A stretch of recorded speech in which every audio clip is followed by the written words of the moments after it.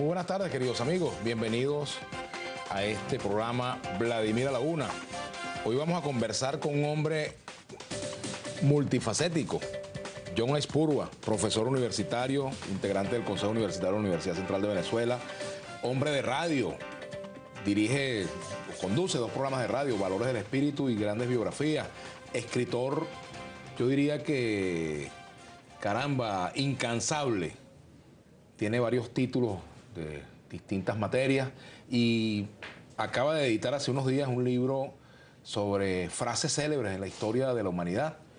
Pero además, John es psicólogo clínico, ha sido también un hombre que ha estado, bueno, siempre en los temas de la espiritualidad. Exactamente, Vladimir. Y bueno, es un placer en esta época navideña conversar contigo. Muchísimas gracias, Vladimir. Sabes Te damos la que... bienvenida aquí a Vladimir a la Una. Esta era una deuda que teníamos pendiente mutuamente. Habíamos quedado en venir al programa y bueno, se está dando hoy. Pues muchas gracias, Vladimir, por la invitación y un saludo afectuoso para esa gran cantidad de televidentes que siguen tu programa con enorme interés. Muchas gracias. Y es un gusto inmenso conversar contigo. Gracias por venir. Ahora, fíjate, acabamos de salir de unas elecciones, ¿verdad? Y antes de comenzar el programa comentábamos que, bueno, que hay que bajar un poco el volumen de la política y entrar quizás en otras sintonías, con otros temas. Pero es imposible no tocar un punto que tú y yo hemos conversado muchísimo, tanto en el aire como fuera del aire, y es el fenómeno de la polarización, una sociedad polarizada. Pero a mí no me gustaría verlo desde el punto de vista político, sino ver los efectos psicosociales de este fenómeno. Sí, hemos conversado mucho sobre eso y en efecto Venezuela es un caso, si no único, bastante atípico, por cuanto la polarización ha llegado a extremos de crispación, de enemistad personal entre la gente, de enemistades familiares, intrafamiliares. Es decir, a una situación donde la convivencia se hace en extremo difícil. Y sin abdicar de posiciones, que nadie tiene por qué hacerlo, sobre todo cuando las nacen de convicciones profundas, sin abdicar de posiciones, hay que hacer un llamado a que se intente buscar con un criterio de tolerancia, de respeto, de alteridad. Se trate de encontrar un punto de convergencia para que todo aquello que esté bien, pues darle un voto de apoyo o al menos el beneficio de la duda. Y todo aquello que sea criticable, pues aquellos que son objeto de crítica lo reciban con humildad y como un aporte, siempre y cuando esa crítica se haga con sentido constructivo. Yo le apuesto a eso, como tú también le apuestas, a que dentro de la visión de país del que tenemos y del que siempre aspiramos a tener, se busque manera de una relación civilizada. Eso, la experiencia histórica, como tú bien lo sabes, ha demostrado que es posible.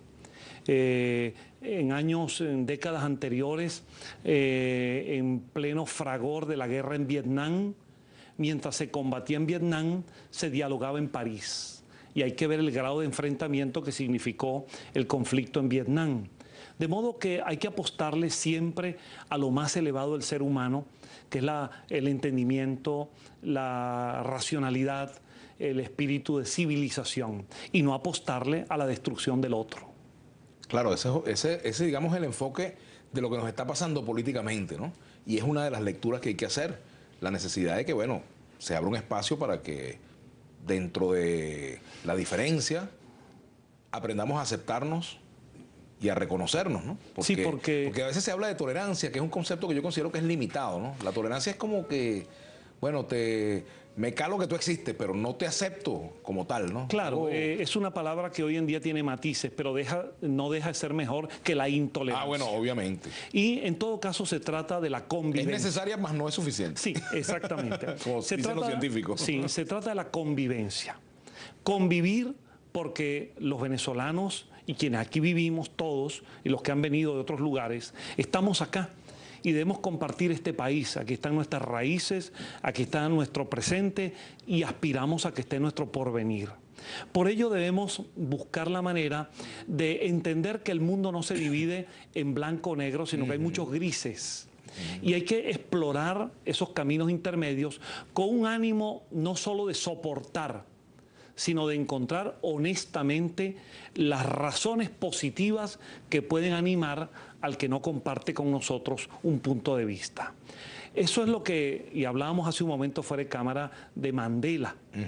Tú decías que es un hecho irrepetible casi en la historia, al menos en la historia contemporánea.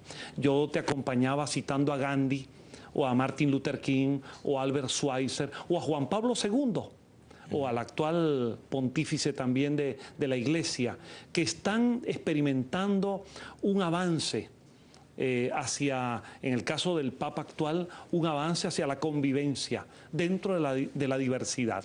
De modo que políticamente, sociológicamente, psicológicamente, anímica y emocionalmente y espiritualmente hay que apostarle a esa relación de entendimiento, repito, lo que no significa que abdiquemos ninguno de principios y de valores.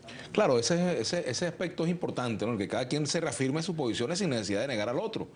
Porque la existencia de uno no tiene por qué pasar por la negación de quien piensa distinto. Ahora, Vladimir, tú estarás de acuerdo conmigo en que hay un principio universal que dice que más responsabilidad tiene quien mayor autoridad posee. No es lo mismo a la hora de la quiebra de una empresa la responsabilidad del gerente general que la de un obrero, aunque ambos sean parte de la empresa.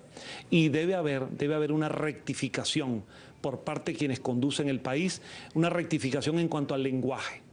No es posible que la majestad del cargo presidencial se disminuya tanto con adjetivaciones absolutamente impropias de quien ejerce el cargo de dirección del país. Y no es posible también que todo lo que se diga desde ese lado sea combatido con descalificaciones. Pero el primer paso debe darlo quien tiene la conducción del país.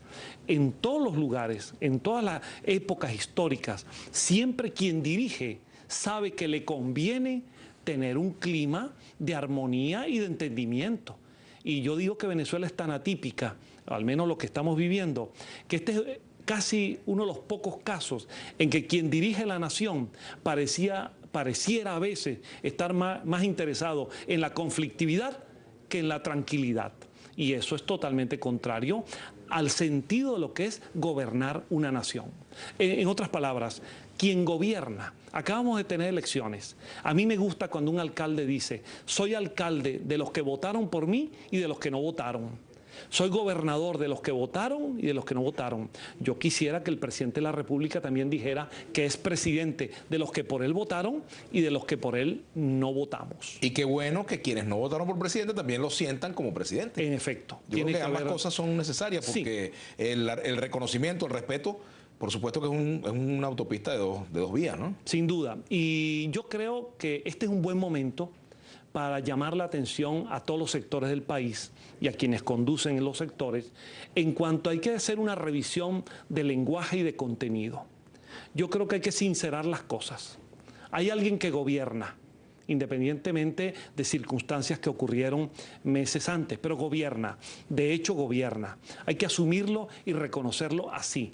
Al mismo tiempo, de allí tiene que venir un reconocimiento al país que no comparte ese enfoque. Y debe haber una sujeción completa al marco que nos une, que es la Carta Magna, a la Constitución. Aquí sí bien vale la pena parafrasear a quienes varias veces han dicho en otros contextos que todo dentro de la Constitución y nada fuera de ella. Porque todo aquello que de manera abierta o encubierta intente violentar el marco que nos une, que es la Carta Magna, va a generar enormes dificultades. Si hay un clima de entendimiento y hay un ambiente civilizado, yo creo que el país puede encaminarse a lo que ha ocurrido en muchos lugares, Centroamérica, Suramérica, mismo en Europa Oriental e incluso en países como España, que se lograron transiciones, se lograron cambios donde actores y factores que se opusieron drásticamente hasta en clima militar, sin embargo terminaron entendiéndose por el bien del país. John, vamos a hacer una pausa. John Aispurua, nuestro invitado de esta tarde aquí en Vladimir a la Una. Ya venimos con el profesor John Aispurua.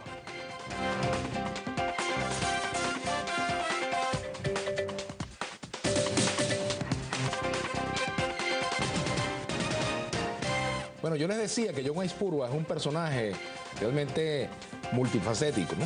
John fue directivo de la Asociación de Empleados Universitarios de la Universidad Central de Venezuela, es representante profesoral ante el Consejo Universitario de la UCB, ha sido presidente de la Sociedad Venezolana de Parapsicología, es psicólogo clínico, hace radio, es autor de libros. Bueno, es un personaje que yo no sé en qué momento tiene tiempo libre, no sé cómo hace con el tiempo libre. Y atiendo a mi familia. Además, eres padre, sí, esposo, bueno, todas las... Sí. Haces mercado. Sí, yo suelo decir que soy un hombre de muchos afanes y con una vastedad de intereses que atienden a una búsqueda libre en el mundo del pensamiento, de las ideas. Nunca me he querido sentir acartonado en dogmas de ninguna clase, ni en dogmas políticos, ni religiosos, ni institucionales. Procuro ser un libre pensador y aprendí hace muchos años a no decir que no de manera tajante a todo. Y por eso, dentro de mi búsqueda intelectual, los temas que se refieren a la inmortalidad del ser, la inmortalidad del alma, la trascendencia espiritual. Yo desde hace muchísimos años de mi vida, así como abandoné dogmas eclesiásticos, también abandoné dogmas materialistas. Y aquella concepción del ser humano estrictamente limitada a ese al perímetro entre la concepción, el óvulo fecundado y la tumba, aquella negación de trascendencia, aquella colocación darwiniana, en el sentido de que además de la evolución somos simples antropoides que se levantaron y se cerebralizaron, no me convence. Creo que somos seres espirituales en evolución a través de múltiples procesos. Ahora, la prueba que la gente siempre pide, John, con respecto a la trascendencia. Yo me muero, hacen de los actos fúnebres, la cosa, me enterraron y se acabó todo. Hay quienes piensan que se acabó todo y el sueño eterno. Mandela decía que iba a dormir por toda la eternidad, sí, por ejemplo, ¿no? Porque tenía tranquilidad de espíritu porque cumplió con su misión en la tierra. Bueno, sí. Mira, para llegar a una convicción de esta naturaleza hay varias vías. La vía de la fe es una de ellas. La inmensa mayoría de la humanidad, en Occidente y en Oriente, a través de distintas tradiciones religiosas, tiene una convicción profunda en Dios, en el alma, en la sobrevivencia del alma, en la espiritualidad, en la existencia de otros planos después de la muerte. Fíjate que los mexicanos dicen, es un camino. Los mexicanos dicen, cuando alguien se muere, se nos adelantó. Sí. Lo cual quiere decir que hay otro sitio. Claro, hay lenguajes y hay metáforas al respecto. Ahora, hay otras vías. Por ejemplo, en la filosofía griega, recordemos que los griegos se divorciaron de la tradición mitológica cuando producen la filosofía a partir del asombro. Y un pensador como Platón, que fue discípulo de Sócrates y maestro de Aristóteles, al día de hoy sigue teniendo enorme vigencia.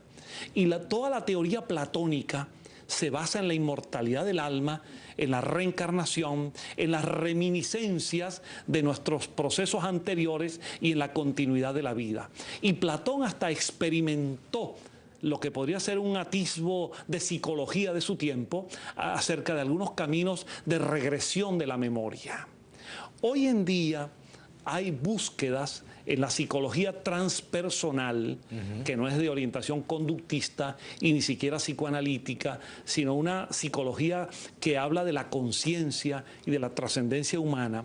Además de la psicología transpersonal, la propia búsqueda junguiana de los arquetipos, el inconsciente colectivo, la búsqueda de la parapsicología, la búsqueda de la hipnosis y las regresiones a vidas anteriores, son intentos, son exploraciones, los procesos de estudio de la mediumnidad, son caminos para intentar reflejar que después de la muerte, la conciencia, el ego, el espíritu, el alma, como quiera llamarse, sobrevive al cuerpo físico, preserva el yo y es capaz de manifestarse.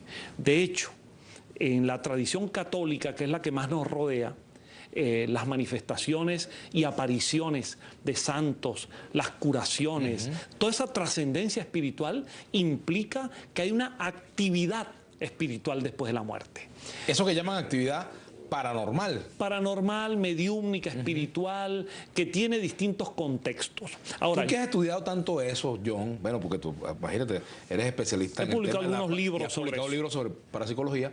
¿Has tenido vivencias personales que te confirmen estas tesis? Varias. Ajá. Por varias, ejemplo, si claro, son, alguna, ¿no? son íntimas, son personales, pero le he dicho muchas veces a mis amigos que me precio de haber leído algo. Yo no digo que tú eres un libre pensador, sino un libro pensador, porque tú... Me precio de conocer un poco las distintas visiones del mundo, las miradas filosóficas y científicas, y quiero decir con toda sinceridad que mi convicción espiritualista, mi convicción en la continuidad espiritual después de la muerte, obedece, por un lado, a la reflexión. Yo no llegué a esto porque quise buscar un milagro o una experiencia sobrenatural. Llegué básicamente por la reflexión y luego la experimentación. Yo he conocido fenómenos, he presenciado manifestaciones, me han ocurrido a mí manifestaciones, por ejemplo, de salida de mi cuerpo, de mirarme en la experiencia extracorporal, de tener experiencias no de trastornos ni de disturbio mental, que sé diferenciar eso, sino coherentes, homogéneas, donde mi cuerpo físico está en un lado y yo estoy en otro, fuera de él. Es una revelación de que hay una dualidad entre esos dos componentes esenciales. Y por cierto, no deja de ser interesante la evocación histórica de que todos los grandes maestros de la humanidad, reformadores morales, religiosos, los grandes filósofos, todos han venido sustentando la idea de que somos un alma encarnada en un cuerpo y con un destino trascendente. Ahora bien, yo sí pienso que falta todavía mucho en el plano estrictamente científico por demostrar que estas intuiciones obedecen realmente a una concepción real. Hay una paradoja, John Aispurua, con el tema de la religión y el de la ciencia. La religión, la institución religiosa, sobre todo la iglesia, si no nos remitimos, por ejemplo, a la Inquisición, ha sido una institución a la cual le ha costado adaptarse a los cambios de época, a los cambios de tiempo, a las nuevas concepciones, ¿verdad? Pero a la ciencia también, o sea, qué cosa que la ciencia es tan conservadora muchas veces como lo es la religión. Claro, no solamente ha habido inquisición católica, protestante, judía, también ha habido, digo judía en el sentido también de actitudes intolerantes, porque la Inquisición básicamente fue en el campo cristiano, católico y protestante. Pero también en el mundo de la ciencia ha habido inquisición a su manera. Yo recuerdo perfectamente que cuando Luis Pasteur empieza a experimentar en aquel mundo invisible de microorganismos, la Academia de Ciencias rechazaba a Pasteur y el presidente de la Academia, en una oportunidad, burlándose de la teoría microbiana y de la asepsia para poder comer, aquel francés le dijo que él, como todo francés, cuanto menos se lavaba las manos, la comida le sabía mejor, y era el presidente de la Academia. De modo que aquello que Albert Einstein en alguna oportunidad expresó cuando dijo que es más fácil desintegrar un átomo que desintegrar un prejuicio. De modo que los prejuicios también han acompañado en el mundo de la ciencia y cada día más hay la percepción entre los epistemólogos y los teóricos de la ciencia de que esta nos demuestra que hay que ser prudentes a la hora de hacer afirmaciones categóricas. Fíjate, John, tú tienes un programa, tienes dos programas, Grandes Biografías y Valores del Espíritu. Allí abordas, por supuesto, temas de mucho alcance en cuanto a las discusiones que tiene el ser humano sobre su existencia, sobre su destino, sobre su rol. Sí, aun cuando el formato de mis programas, como lo saben muchos de mis oyentes, tiene esta dirección. Valores del espíritu, yo allí empleé la palabra espíritu en el sentido hegeliano de la palabra. El espíritu como el ser y el conocer. Valores del espíritu hago estudios de literatura fundamentalmente. Yo he venido examinando y he hecho más el análisis de más de 500 grandes obras de la literatura universal en unos 15 años de programa.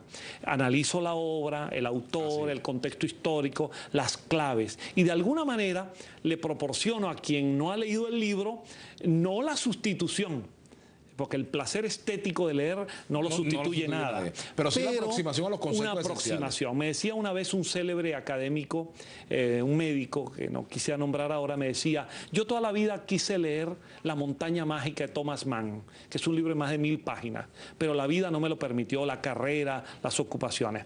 2 programas que tú hiciste analizando a Thomas Mann y La montaña mágica, me doy ya por haber leído ese libro. Y Grandes biografías, como su nombre lo indica, es un estudio del perfil vital, la trayectoria de grandes figuras de la humanidad. Yo en esto soy muy ecléctico. Es decir, hago la vida de grandes... De Carlos Marx, pero de Betancourt. Exactamente. Pero de Juan Pablo II, pero de... Exactamente. O de Carlos Gardel. O de Alfredo Sadel. Así es. Es decir, no me acartono en que tienen que ser figuras del pasado o clásicas, sino también todo aquel que antes o ahora ha contribuido con el progreso y con la civilización. Tenemos que hacer la pausa, John. Si tuvieses que ir a la Luna o a otro lugar distinto a la Tierra y te permiten llevarte un libro, ¿cuál libro te llevarías? Caramba. Qué difícil es para un bibliómano como yo tener que escoger una obra. Pero no me es fácil ahora decirlo de verdad, pero escogería, por ejemplo, una obra para mí de enorme sabiduría como el libro Los Espíritus de Allan Kardec. Vamos a la pausa, ya venimos con John Aispurua.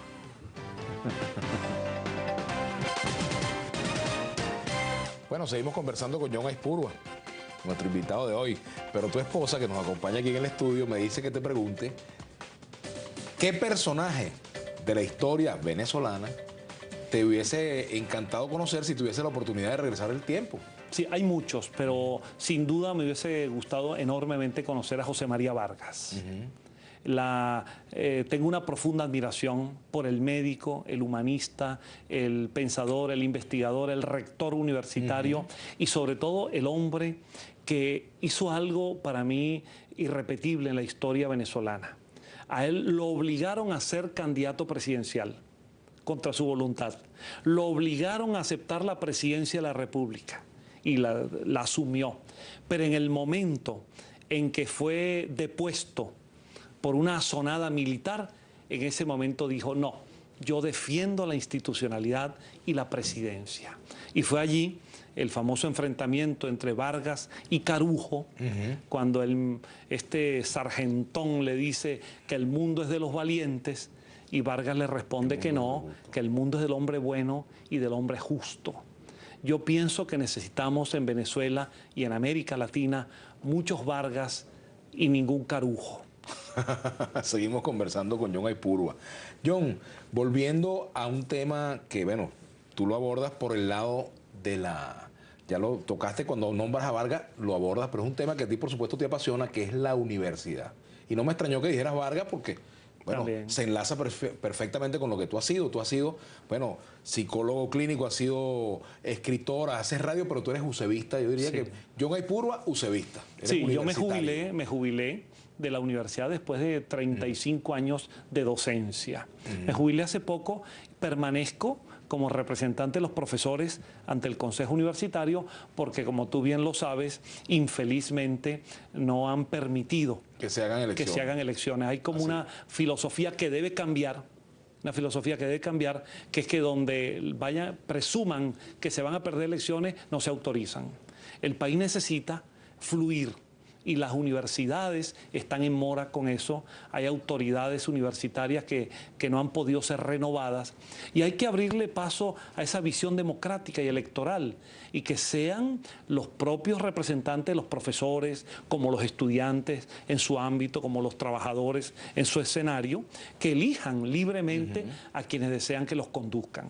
Para mí la Universidad Central de Venezuela, la Universidad Venezolana, la amo, pero la Universidad Central de Venezuela, y sé que tú compartes conmigo ese amor, pues yo recuerdo hasta cuando eras del comité de bachilleres sin cupo de la UCB. Y entraste con mucho esfuerzo, pero lo lograste. Amamos la Universidad Central de Venezuela y ella va a seguir siendo fuente de luz para el país. Es como el béisbol. A los dos nos gusta el béisbol. Sí. Pero yo amo los Leones del Caracas. Todos los equipos me gustan, pero los Leones son los Leones. Sí. Pero volviendo al tema yo universitario. intenté varios años por mis programas, intenté eludir ese tema tan escabroso del béisbol, hasta que una vez nuestra amiga Carolina Jaimes Branger, Ajá. gran amiga, en un programa en televisión y luego en radio dijo, este hombre es casi perfecto, pero es magallanero. Pero es magallanero, ¿no? Y Un ahí, defecto tenía que tener. ahí me complicó las cosas con tantos miles de oyentes que tengo que son de los gloriosos Leones del Caracas. Así es. John, el pensamiento universitario, porque se supone que la universidad es la cuna del debate, es la cuna de la disidencia, es la cuna de la contrastación de ideas, de la contrastación de tesis. La universidad está pensando más allá de sus urgencias cotidianas, presupuestarias, del cumplimiento de su rol académico. La Universidad Venezolana y en ella, por supuesto, de manera destacada, la Universidad Central de Venezuela, están pensando más allá de lo que tenemos enfrente, de la coyuntura. Vladimir, ese es un espacio que yo conozco muy bien, no solo por mis más de 30 años de docencia, sino por yo he ejercido todos los cargos allí. Antiguamente, tú mismo lo mencionaste, un cargo administrativo y de dirección, y luego como docente yo he sido miembro de consejo de escuela, de consejo de facultad, de consejo universitario. Conozco muy bien la realidad, conozco nuestras virtudes y nuestros defectos, nuestras limitaciones. En verdad, la universidad siempre ha tenido dificultades en su relación con los gobiernos, siempre, porque los gobiernos no les gusta, en general, no les agrada el pensamiento crítico. Y las universidades por naturaleza son críticas. Las cosas se han agudizado en los últimos años, las relaciones han sido y siguen siendo tensas, aun cuando debo decir que en los últimos tiempos el actual ministro de Educación universitaria, un UCEBista, el doctor Pedro Calzadilla, a quien conozco y aprecio en lo personal, también, ha mantenido una actitud positiva hacia la universidad, y nuestra valiente rectora, Cecilia García Arocha, y nuestro equipo de autoridad, nuestro equipo de canal, lo han manifestado de esa manera. Y en reciprocidad se ha intentado que la universidad se sintonice con las esferas gubernamentales y ministeriales en bien de la educación y en bien del estudiantado y en bien de nuestros programas de docencia, de investigación y de extensión. Ahora, hay un hecho terrible, un hecho definitorio, que es este, Vladimir. La universidad pidió para el 2014 un presupuesto que vamos a redondear en 2.000 millones de bolívares fuertes. Y le fueron, de 4.000 millones, y le fueron asignados 2.000. Es decir, no llegó ni al 50% lo asignado. Eso va a significar que con lo asignado apenas se paga la nómina. ¿Cómo se intenta entonces que tengamos libros modernos, publicaciones internacionales, laboratorios dotados, si lo que nos asignan da estrictamente para la nómina? Ese es un hecho real, y todo gobierno que aspire a mostrarse con sensatez tiene que asumirlo. Yo no digo que en la formulación presupuestaria no pueda haber algún elemento discutible o que pueda reducirse alguna partida, pero no se puede reducir a la mitad. Eso inhabilita, incapacita a la universidad, y eso es igual para el resto de las universidades autónomas, las inhabilita para cumplir sus cometidos debidamente. Esto debe ser revisado de lado y lado en un ambiente razonable de entendimiento. Las leyes económicas y administrativas son claras. Se sabe cuando un presupuesto y la partida que se solicita responde realmente a las necesidades. Ajustar lo que haya que ajustar, pero no asfixiar a las universidades. Y más allá de eso, yo cuando te hacía la pregunta, por supuesto es importante hablar de esto porque la realidad universitaria no se puede ocultar, ¿no? Pero cuando yo te planteaba la pregunta también quería un poco meterme por el camino de lo que uno vivió en la UCB en cuanto al debate, esa intensidad del debate, tanto en lo político, en lo económico, en lo filosófico. Sí. Que caramba, ir a un foro en la sala era una cosa que no provocaba irse, ¿no? Sí. Y, por ejemplo, las asambleas incluso para temas meramente presupuestarios terminaban muchas veces en un debate riquísimo sobre la concepción de universidad, el país que debíamos tener, el rol de la universidad en ese país, ¿no? Infelizmente no hemos avanzado en ese plano. Porque yo quiero decir esto con mucha responsabilidad acá. hay grupúsculos que están actuando en la universidad de manera violenta, agresiva e irresponsable. Y digo de manera clara que no creo que eso obedezca exactamente a una directriz del gobierno. Creo que autónomamente, en nombre de una defensa del oficialismo, se permiten actos de auténtico vandalismo. Y de hecho, profesores universitarios, auténticos educadores y catedráticos que simpatizan con el gobierno, en las conversaciones personales nos dicen que ellos jamás respaldarían acciones que dañan las obras de arte del patrimonio que es la universidad, que andan armados, que trafican con drogas, que secuestran consejos de escuela, consejos de facultad. Cuando nos secuestran a nosotros en el consejo universitario, ¿qué defensa tenemos los que estamos allí en un consejo? Solamente nuestra indignación. No tenemos otro recurso que suspender el consejo y quedarnos allí expuestos a las horas que decidan estos grupos que a patada limpia tumban las puertas, rompen los cristales y nos secuestran. Eso no obedece a ninguna ideología. Se han logrado algunos pequeños avances en algunos foros, en facultades, donde se oyen posiciones, pero en eso hay que avanzar. Y hay que hacer un llamado a los estudiantes, que son la masa, y a los profesores y a los dirigentes universitarios, para estimular el debate sano, creador, constructivo. A lo mejor en ese debate encontramos que sobre muchos puntos pensamos en términos parecidos y las diferencias procesarlas adecuadamente. Pero no puede ser que un muchacho o alguien que está allí en la universidad sin ser estudiante y que esté agrediendo, que esté violentando, que esté insultando, no puede ser que no pueda hacer un ejercicio de reflexión y decir, ¿qué estoy haciendo en mi vida? ¿Cómo estoy agrediendo yo a personas a las cuales ni conozco porque piensen distinto a mí? Hay que hacer un llamado plenamente universitario al debate civilizado. John, vamos a hacer una pausa, ya regresamos contigo y me gustaría un poco analizar, por supuesto estamos en días de Navidad, me gustaría que habláramos un poquito de la Navidad y en el marco de la Navidad hablar un poco sobre este nuevo Papa que tenemos, el Papa Francisco. Vamos a la pausa, ya venimos con John Aizpurua.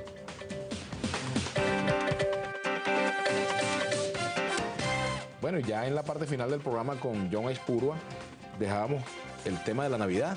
Sí.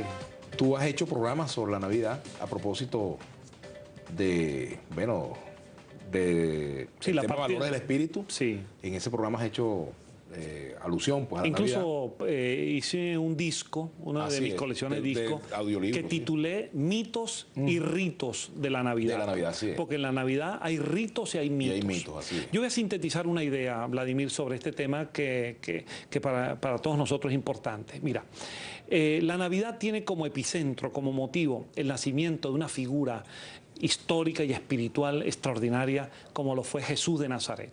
Para algunos, Dios encarnado en la tierra. Para otros, entre los cuales me cuento, un maestro, un filósofo por excelencia, como lo llamó Carlos Brandt, un líder espiritual que dividió la historia en antes de él y después de él. Obviamente. Bien, pero Jesús es un paradigma de amor, de verdad, y su doctrina es extraordinaria. Y por eso, aun quienes nos ubicamos en el plano del laicismo y del libre pensamiento, celebramos la Navidad como recordación a una figura tan maravillosa que iluminó al mundo con la luz de su mensaje, como lo fue Jesús de Nazaret. Ahora, a veces yo siento que en la Navidad, en nuestras tradiciones occidentales y mucho en las venezolanas, Jesús es el ausente. Ajá. Yo no encuentro que se celebre a Jesús ni embriagándose de manera desmedida, ni con música soez, ni con agresión, incluso con un aumento hasta de la violencia que ya de por sí es inmensa en nuestro país. Cuando uno ve lo que ocurre en esos días, en el clima navideño, y ahí se incrementa la violencia, los accidentes de tránsito, yo digo, esto no es Jesús. Entonces... y la gula, ¿vale? También. La gula, y la gula que desmedida bueno, también. Muy sabroso una yaca y un pan de jamón. Sí, pero en todo y atendiendo a Jesús, creo a Jesús en ese sentido, yo lo digo con todo respeto, mi Jesús laico, mi Jesús, mi Jesús humano. De carne y hueso. Pues. De carne y hueso. Yo digo que hay que tomar de Jesús más qué, si nació en tal lugar o si murió en Cachemira, si la cruz tenía tal tamaño, si eran tantos clavos, si era un astronauta. Más que eso, yo creo que lo realmente trascendente de Jesús está sintetizado en lo que yo considero el documento pedagógico, ético y lírico a la vez más hermoso que se haya publicado, que es el Sermón de la Montaña. Allí hay toda una carta de derechos humanos, una carta donde le devuelve al ser humano la esperanza. Bienaventurados los que tienen hambre, porque ellos serán saciados, los que esperan la justicia, porque la tendrán. Es decir, un mensaje de amor y de redención, de solidaridad y de justicia. Yo creo que hay que reivindicar el mensaje de Jesús dentro de la alegría de la Navidad, porque no tenemos que ponernos tristes para hablar de la ética y para hablar de la filosofía y del amor. Con mucha alegría, con mucha música, con las hallacas y con la moderación en la bebida y aumentar en ese momento que se cree un clima, un egregor, una atmósfera para mejorar la fraternidad entre las personas, para que la familia se una más, para que haya en el país un clima de mayor entendimiento. Fíjate, John, el Papa Francisco, y con esto lo enlazo, ha hecho una crítica al capitalismo. Sí. Y una de las cosas que le critican a la Navidad, en el caso venezolano y en el caso occidental, pues, es que se exacerba en esa época el consumismo, que es una de las bases precisamente de una sociedad. Sí, como la sociedad aunque me capitalista. gustaría hacer la precisión, Vladimir, de que cuando se habla de capitalismo hay que hacer matices. Quien esté creyendo que el capitalismo actual del siglo XXI es el capitalismo que examinó Dickens en Inglaterra, la revolución industrial con obreros trabajando 18 horas. Obviamente no es. O el obrero explotado de los tiempos de Marx no está mirando la evolución del capitalismo. En eso estamos plenamente de acuerdo. Entonces, cuando hablamos de consumismo, podríamos mirar lo que acaba de ocurrir en el país, donde por ciertas razones que no vamos a entrar en ellas, se estimuló el consumismo a partir de una estrategia determinada. Yo creo que el consumismo como vicio que aleja al ser humano de la satisfacción lógica de sus necesidades es inconveniente. Ahora, el consumo al cual tenemos derecho todos y en un plano de mayor igualdad, dentro de una economía de mercado que yo creo que es la única que funciona realmente, donde el Estado tiene un papel de supervisión, creo que eso es otra cosa. Y la crítica del Papa Francisco, mira, a la actual orden de cosas. Yo quisiera decir como marco general que creo que estoy entre los millones sorprendidos con la aparición. Después de Juan Pablo II yo creía que no iba a venir otro papa con ese carisma y con esa fuerza ética. Me ha sorprendido. ¿Podríamos decir que esta es una reencarnación de Juan Pablo? No, no reencarnación, y además ellos no lo aceptarían, en el contexto católico, pero sí hay una continuidad con ese gran pontífice que fue Juan Pablo II, y este hombre, siendo argentino, no esperábamos de él, sobre todo, tanta bondad, humildad, tanta entrega, tanto servicio real a los pobres y tanto ejemplo personal. De modo que yo creo que es señal de los nuevos tiempos que la Iglesia Católica esté ayornándose, avanzando, modernizándose y colocándose en sintonía con lo que debe ser un mensaje que, si bien critica ese capitalismo salvaje, lo digo ahora por comodidad, también critica el totalitarismo que en nombre del socialismo, del comunismo y del materialismo se ensayó en algunos países en el mundo y fue un fracaso completo. La Iglesia ayuda a lo que todos aspiramos, a una vía distinta, donde el mercado satisfaga la productividad y ayude a la creación de riqueza, pero no estrangule a los débiles, y donde el Estado cumpla función rectora y supervisora, pero no se convierta en el Big Brother, en el gran hermano que intenta controlarlo todo, medios de comunicación, periódicos, donde intente colocar o aplicar una sola voz, un solo medio, un solo color. Hay que buscar un camino distinto, y creo que la Iglesia en ese sentido está dando un mensaje de buena orientación. John, tuve la oportunidad, y el privilegio, pues, de asistir al bautizo de tu libro. No el último, sino el más reciente. El más reciente, porque el último, esperemos que esté muy, muy lejano al momento de que lo vayas a escribir, ¿no? Sobre frases célebres en la historia. Sí. Y es un libro interesante porque, es una aproximación a un conjunto de conocimientos que están detrás de cada frase, de cada circunstancia histórica. Por ejemplo, la frase de Churchill, sangre, sudor y lágrimas, que no es exactamente así. Sí, yo lo explico ahí en el libro. Frases, bueno, de sí, mira, personajes de distintas épocas. Muy diversas. Tú sabes, Vladimir, que toda antología, toda selección implica exclusión. Así es. En este libro quise mostrar en 40 frases 40 momentos estelares de la humanidad, en todos los tiempos, y a tono con mi pensamiento, que es ecléctico y no dogmático. Allí la está, frase de Marx, por ejemplo, la de proletarios del mundo unidos, es una frase de inmenso vigor histórico. En el campo filosófico, Sócrates, solo sé que nada sé, o René Descartes, pienso luego existo, que es la base del dualismo espiritual, por cierto, o la frase de Albert Einstein, Dios no juega los dados con el universo, o la de Jalil Gibran, tus hijos no son tus hijos, son los hijos de la vida, que es un mensaje para que los padres que amamos a nuestros hijos los eduquemos, los amemos, pero los dejemos volar en algún momento. ¿Sabes, no? La frase de Martin Luther King, yo tuve un sueño.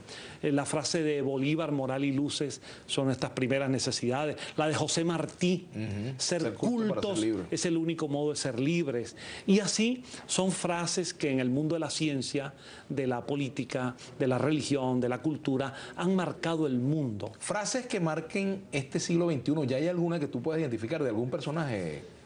Bueno, o de finales del 20, por ejemplo. Sí, bueno, de finales del 20 hay muchas de ellas. Fíjate que en el libro ponemos, por ejemplo, a mí me gustó mucho siempre la frase de Kennedy, el presidente Kennedy, aunque fue de la década de los 60, cuando su programa de Nueva Frontera que él le propuso a los americanos, al pueblo de los Estados Unidos, le dice, no te preguntes lo que los Estados Unidos van a hacer por ti, pregúntate lo que tú puedes hacer por los Estados Unidos.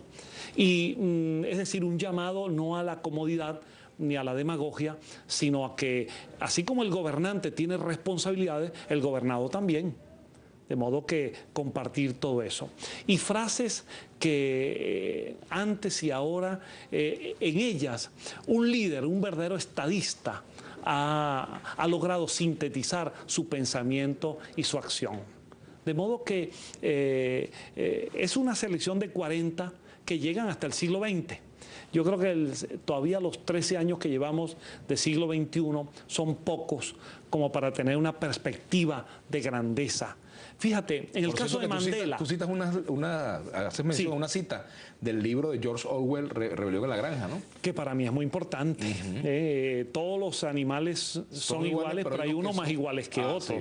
Y fue una enorme sátira hacia el totalitarismo soviético. Por cierto que Orwell escribió ese libro y estuvo varios años deambulando porque ninguna editorial británica se atrevía a publicarlo por miedo a Stalin. Que por cierto Orwell no era un personaje de la derecha. Todo lo Orwell contrario.